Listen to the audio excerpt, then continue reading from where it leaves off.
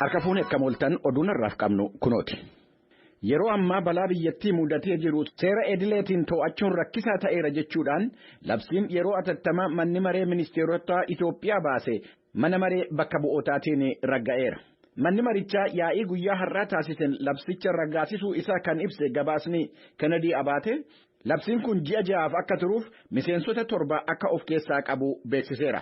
Koreen labsii kana olaantummaadhaan raawwachiisu ajajoota waraana biyyattii Jeneraal Biraanuu Juulaatiin kan hoggamu akka ta'u labsichi ibseera. Pirezidaantiin biyya Keeniyaa Uhuruu Keeniyaataa okorrii Itoophiyaa keessatti babal'achaa deemaa jiru dhaabbatee akka mariin jalqabamu gaafachuu isaanii Daayiriktarrii dhaabbata gargaarsa addunyaa Yuunaayitid Isteetsi.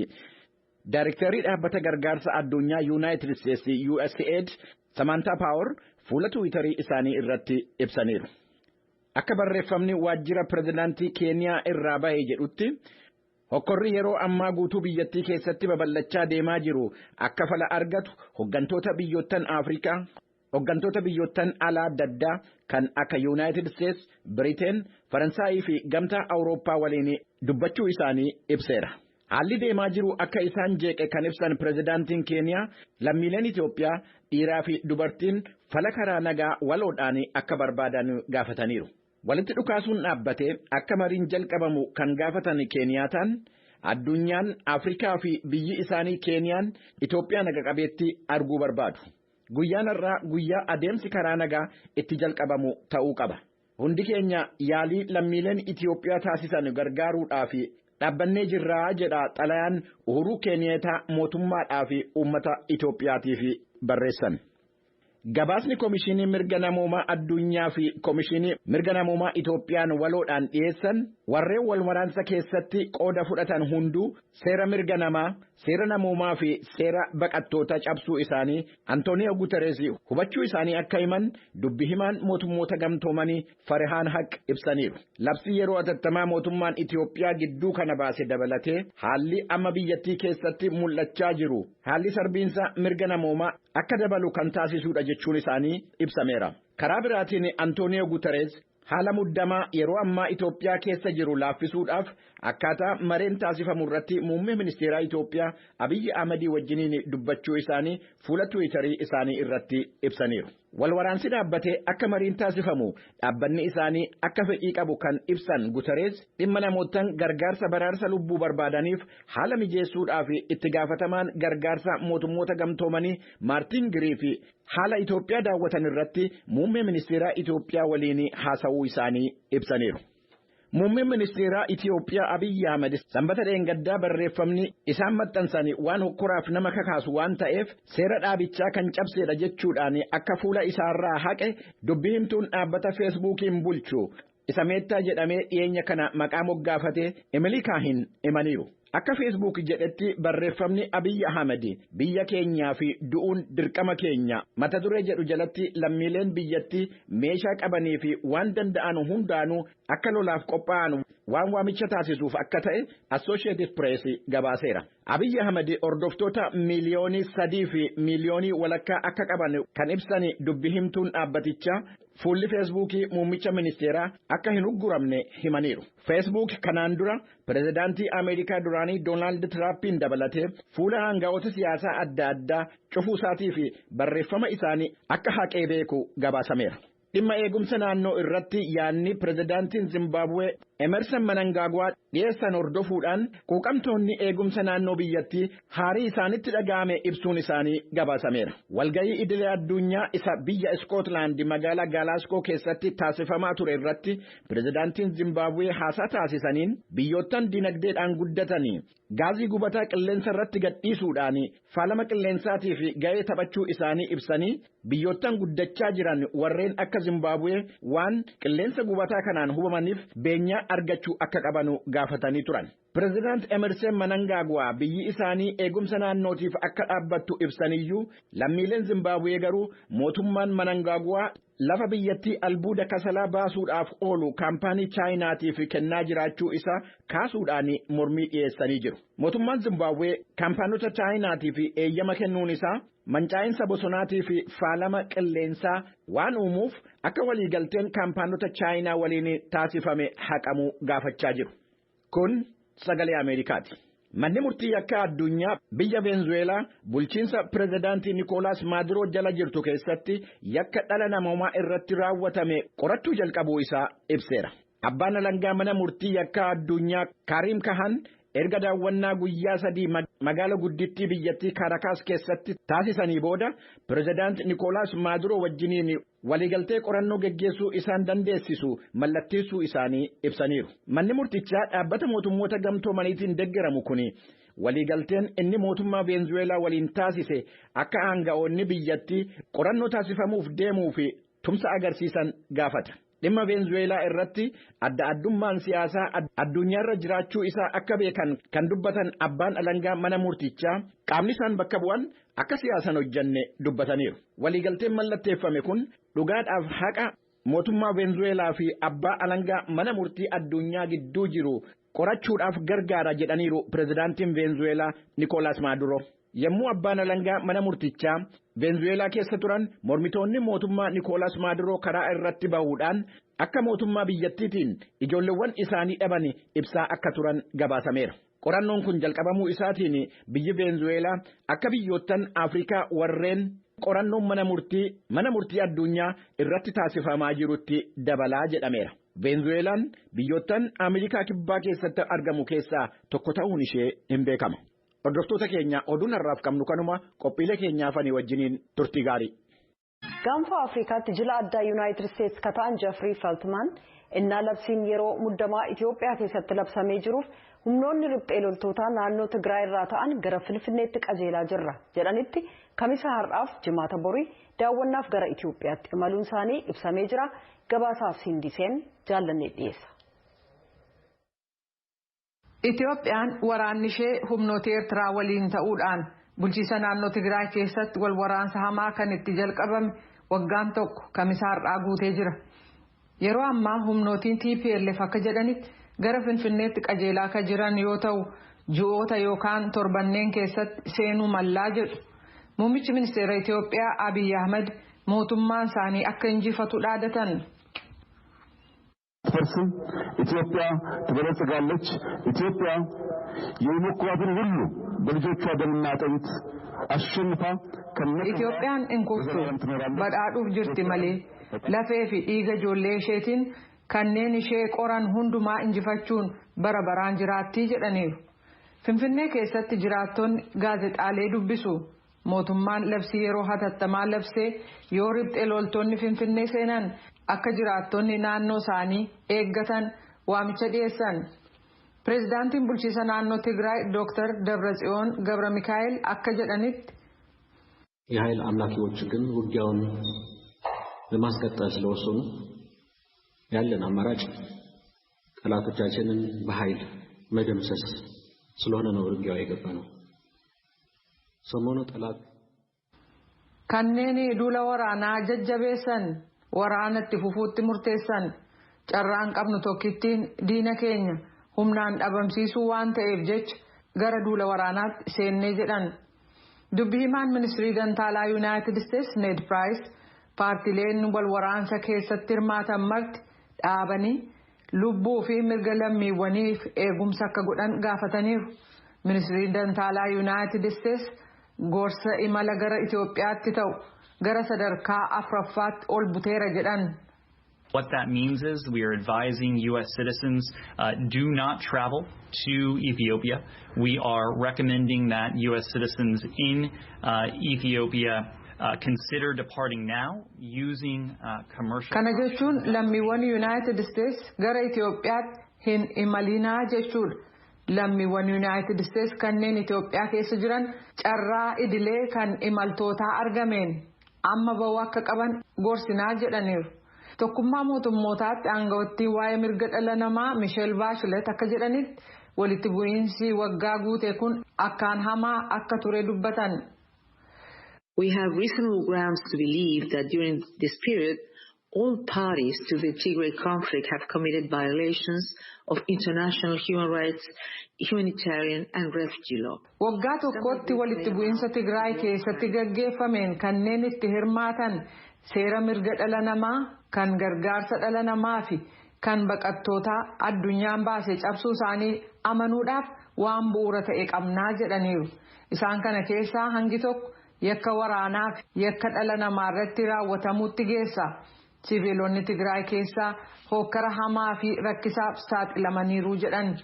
Gabaasni waajjira mirga dhala namaa kan tokkummaa mootummootaa fi koomishina mirga dhala namaa kan Itiyoophiyaan dhiyaate walitti bu'iinsa kana keessatti humnaan gudeeddiin hedduminaan gaggeeffamuu fi humnaan gudeeddiin gareen gaggeeffamu paartilee adda addaan dubartoota, shamarran akkasumas dhiirota gurguddoo fi ijoollee dhiiraa irratti gaggeeffamuusaa gadi fageenyaan gabaasee jira jedhaniiru. Magaalota Oromiyaa tokko tokko keessatti tajaajilli daataa intarneetii bilbilaan kennamu erga dilbata darbee addaan citu jiraattonni tokko tokko sagalee Ameerikaatti himan. Gabaasaan keenya Ambootti argamu. Amboo keessatti tajaajilli intarneetii biroodbaandiif tajaajilli bilbilaa jiraachuu ibsee garuu tajaajilli daataa intarneetii ka bilbilaa akka hin jirre mirkaneeffadheerraa jechuudhaan gabaasee jira. Hoogganaan biiroo dhimmoota koominikeeshinii mootummaa naannoo Oromiyaa obbo Haayiluu Addunyaa immoo tajaajilli Itiyoo Telekoom hundinuu Oromiyaa keessatti jiraachuu quba qabnaa jedhan. Dhimma kanarratti hoogganoota olaanoo Itiyoo Telekoom irraa odeeffannoo dabalataa argachuuf irra deddeebiin bilbilee hanga ammaatti deebiin arganne. Naakoor Malkaatu Amboorraa erge. Jiraataa magaalaa Amboo obbo Yoobsan Bulloo tajaajilli intarneetii daataa bilbilaatiin kennamu erga dilbata torban darbeetii magaalaa Amboo keessa jiraachuu dhabuudha kan dubbatan. Tajaajila intarneetaa kan bilbilaati kan daataa bara kana keessa yeroo irratti sababiin ittiin tefee amma wanta dhaga'een jiru. Magaalaa Amboo keessatti baatiiwwan muraasa dura kan jalqabame tajaajilli intarneetii saffisaa 4G yookaan dhaloota afuraffaa jedhamuun kan beekamu dabalatee tajaajiloonni intarneetii daataa bilbilaatiin kennaman kanneen biroo akka lakkoofsa Itoophiyaatti onkoloolessa 21 jalqabee addaan cituu isaanii mirkaneeffachuu danda'een jira. Haa ta'u malee tajaajilli bilbilaa fi tajaajilli intarneetaa biroodbaandii magaalaa Amboo keessatti hojjetaa jiraachuu akkasuma mirkaneeffadheera. Dabalataanis bilbilaan jiraataa magaalaa Naqamtee ta'uu fi maqaan isaanii obbo Iyyeessaa Tashooma jedhamu kan nutti himan tajaajilli intarneetii daataa bilbilaa magaalaa Naqamtee keessatti addaan cituu dubbatanii jiru. Erga gaafa sanbataadhaa kaasee konneeshiniin adda addaa magaalaa Naqamtee irraa badeera. Konneeshinii kan intarneetii feesbuukii waan tokko namni ittiin hojii adda addaa hojjetu amma irraa citee jira. Bilbilli immoo fakkeenyaaf akka godina Horroo Guduroo Wallaggaa keessa naannoo firoonni keenya jiranii bilbilli argachuu hin dandeenyu. Jiraataa magaalaa Gimbii fi maqaan isaanii obbo Addaamuu Duulaa ta'uu kan dubbatan namni bilbilaan dubbisne biraas tajaajilli daataa intarneetii bilbilaan kennamu addaan cituu dubbatanii kanaan wal qabatee rakkoo isaanii fi namoota biroo irra ga'e jedhan ibsanii jiru. Kan waayifaa warra qaburraan kan hafe daataan badeera kan bilbilaa. Egaa waan inni irraa ka'ee bade hin beeknu 4G'n normaalii itti fayyadama teekinooloojii tajaajila baay'ee saffisaa kennuudha. Inni baratu moobaayilii harka isaatiitti fayyadamee wantoota garaagaraa kan inni ittiin seerchi godhee googilii galee hojiiwwan garaagaraa ittiin hojjetu jira. Odeeffannoon feesbuukii ittiin namni waliif sheer godhullee hedduutu jira. Biiroon keenya kan inni odeeffannoo nu dabarsu telegiraamii mataasaa qaba. Gabaasa achirraan erginaa fi wantoota akkasii irratti illee dhiibbaa uumeera jechuudha. Obbo Addaamuun itti dabaluunis yaaddoo rakkoo nageenyaa jiru wal qabatee tajaajila geejjibaa irratti rakkoon uumamu dubbatanii jiru. Gara oliitti illee konkolaataan deemaa hin jiru. Gara Naqamteetti jechuudha. Masmara Finfinneetti ol gadda cufaa ture. Kaleessa akka carraa ta'ee gadhiifamee ture. Gaarri Dambidoollootti gadi Gullisoo Ayiraa kanatti gadi deemuu hin danda'amu. Konkolaataa hedduutu baay'ee idil ta'ee as keessaa buufatee jira Gimbii keessa. Karaa kanarratti eenyu akka dhorkuu hin galu beekaa. Garuu konkolaataan hin deemu. Namni baay'een miillaan deemee gara mana isaatitti galaa jira. Fakkeenyaaf qormaanni kan barattoota kutaa 12ffaa Dafinoo Kaaseetti kennama. Qormaataaf qoruuf deeman kanallee gahuu dadhabuutu jira. Amma miillaan deemna jedhanii yeroo haasa'an barnaagaa barsiisonni. Dhimma kanarratti kan gaafanne hoogganaan biiroo dhimmoota koominikeeshinii mootummaa naannoo Oromiyaa obbo Haayiluu Addunyaa tajaajilootni Itiyoo Telekoomiin kennaman addaan hin citne jechuun haalanii jiru. Kana ilaalchisee dhimma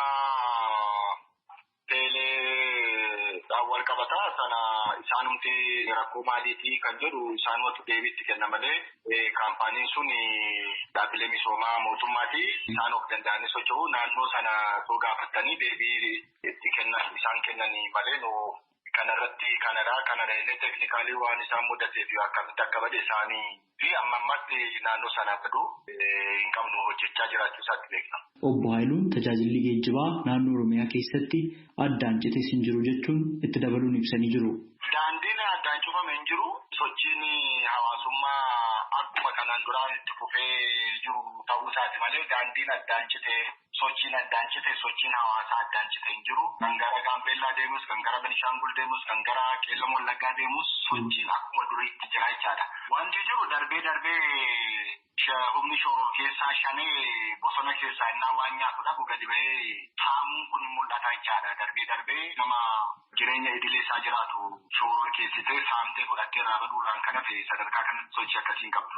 Qaamoleen mootummaan Abaawushanii jedhee waamu yookaan immoo isaan waraana bilisummaa Oromoo jedhanii of waaman sabaa himaalee garaagaraa irratti magaalota Oromiyaa tokko to'achuus akkasuma himaa jira. Kana irratti maal jettu magaalaan Oromiyaa qaama kan biraatiin to'atame yookaan immoo to'annoo mootummaan ala ta'e jira? Magaaladii fi gandi to'annoon isaan jala galchan tokko hin jiru. Soba adiidha jechaadha.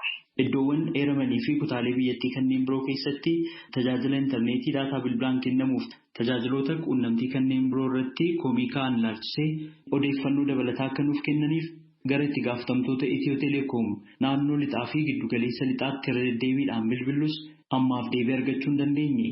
Hojii adeemsistuun Itiyoo Teleekoom aadde Firiyoot Taammiruu gama isaaniitiin walgahii ariifachiisaa irra jiraachuu dubbatanii bilbila isaanii kan cufan yommuu ta'u irra deddeebiidhaan bilbilee fi ergasiis bilbila nuun kaasne. Hangawoota tajaajila koominikeeshinii mootummaa yeroo dhiyootti waajjirri isaanii hojii gale dhimma kanarratti akka deebii nuuf kennaniif irra deddeebiidhaan yaaliin isaan argachuudhaaf taasifne hin milkoofne yoo milkaa'ee qabannee dhiyaanna. Dhukkuboonni onnee waliin wal qabatan as Yuunaayitid Isteetsi keessatti lubbuu namoota hedduu galaafachuun sadarkaa warra jalqabaa keessa jiru. Kana laalchisee jaallanneen ogeessa addaa kan waa'ee onnee yookaan kaardiyooloojistii kan ta'an Dr. Ayyala Baqqala waaltaa wal'aansa fayyaa Seent Riitaa isa Liimaa Ohaayoo jirurraa dubbisteetti. Gara sanatti ceena.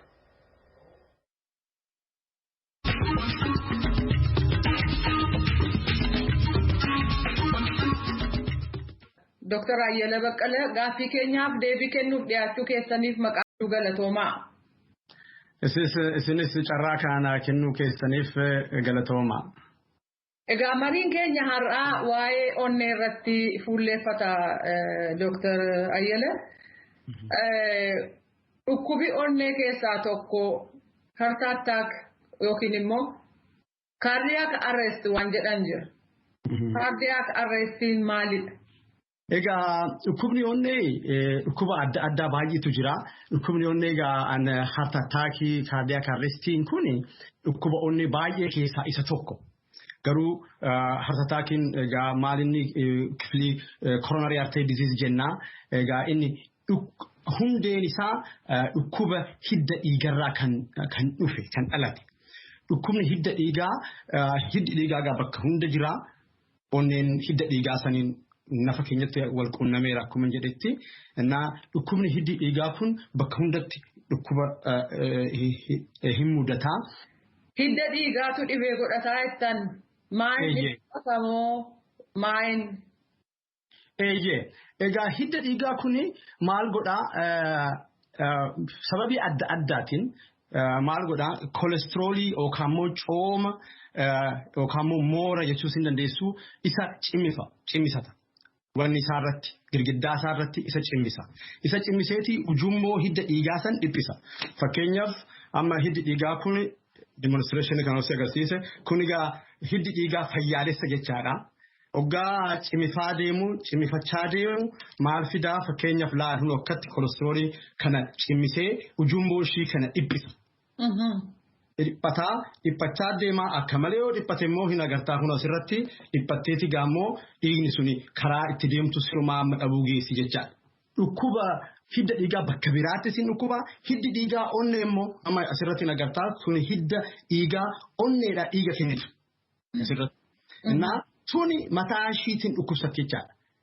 Inni achirratti kunoo kolesterooliin achitti kuufame kuni tanarratti sin kuufama kun xinnoo tanarratti illee kuufama jecha oggaa kuufamee raawwatu asirratti cimifamee karaa dhiphisaa karaa oggaa dhiphisu dhiigni deemuu dadhabaa achi immoo dhumarratti in baqaqxe xinnoo baqaqxe xis jetti achirratti oggaa xis jettu maal godha nafti keenya achirratti dhiiga itichi oggaa dhiiga itichu maal godha okaa hunduma ishii cufaa okaa immoo gartokkeen cufa.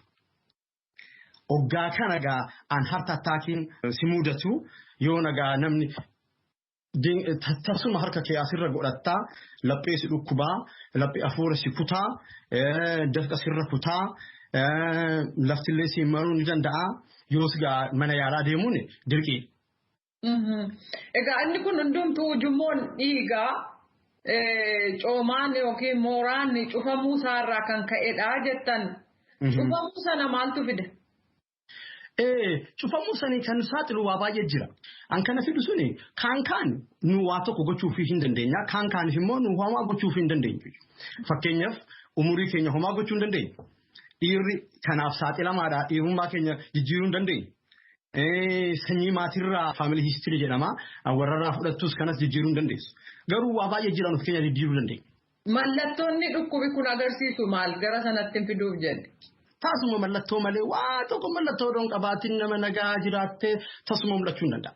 Inni ogaa dhufu maal inni chest pain jedhama maa inni laphee irratti lapheen dhukkuba jettaa dhukkubni isaa akka namni tokko sirra taa'ee yookaan immoo arbi sirra taa'ee yookaan immoo laphee irratti si guduuffee yookaan immoo namni tokko si micciiree laphee irratti laphee irra namni tokko si dhiibee milikin isaa kan kana hundumaa yookaan waan tokko keessaa kana mudachuu ni dandeessaa achi immoo hafuura si kutaa dafqi sirra citaa ni dadhabdaa egaa yoos daftee yaadamuudha.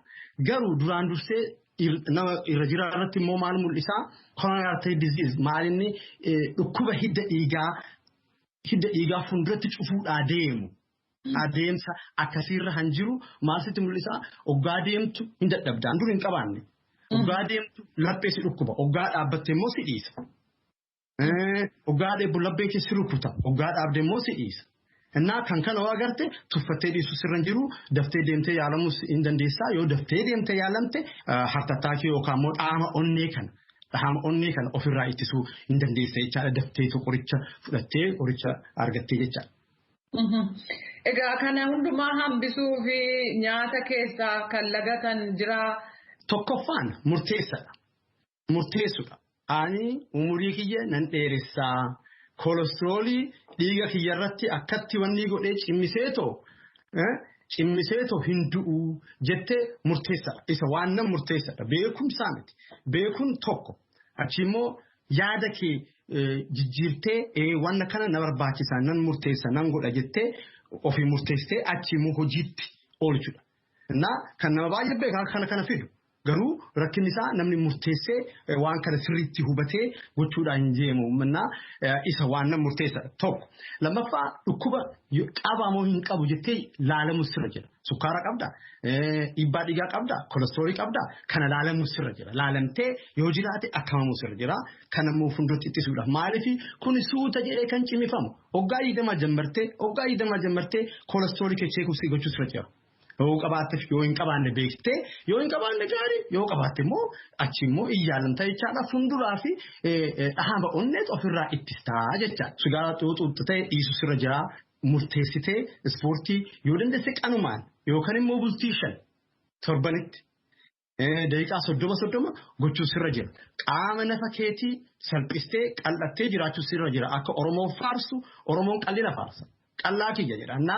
Akkasitti qallina Oromoon dur beeku nu har'a kunoo itti deebi'uuf deemnaa isatti yaallaa isa gochuun dhiphina qabaatte dhiphina dhiisuu dhugaatii dhiisuu kan kana gaa angooteetoo ofirraa ittistu dhukkuba onnee fuulduratti dhufuu danda'u. Fakkeenyaaf nyaata keessaa namoonni rakkina akkasii qaban wanni lagachuu qaban waan akkamii? Wanni lagachuu qabani cooma baay'isuu miti. Cooma baay'isuu miti. Pirootinii nyaachuu hin danda'u. Waan pirootinii ta'e baay'ee dafee daayijestiiv ta'u pirootinii nyaachuu hin danda'u. High fiber diet jechuun akka baaqelaa, shumburaa, ataraa kan kana nyaachuu kuduraaf muduraa kana ittuu giriinii goommana jarufee goommana keenya goommana biyyaasa. Amma nyaachuun raafuu amma nugee nyaachuun nurra jira qaama keenya sirriitti eeguun nurra jira yoo qaama keenya salphifee xinneessine qaama keenya sirriitti eeguun nurra jira garuu nyaata madaalawaa hundumarraa argachuun immoo barbaachisaadha. Tole Dr. Ayyala Baqqalee deebinuu laattaniif maqaa raadiyoo galatoomaa. Fayyaa ta'ettis waan carraa naa kenniteef.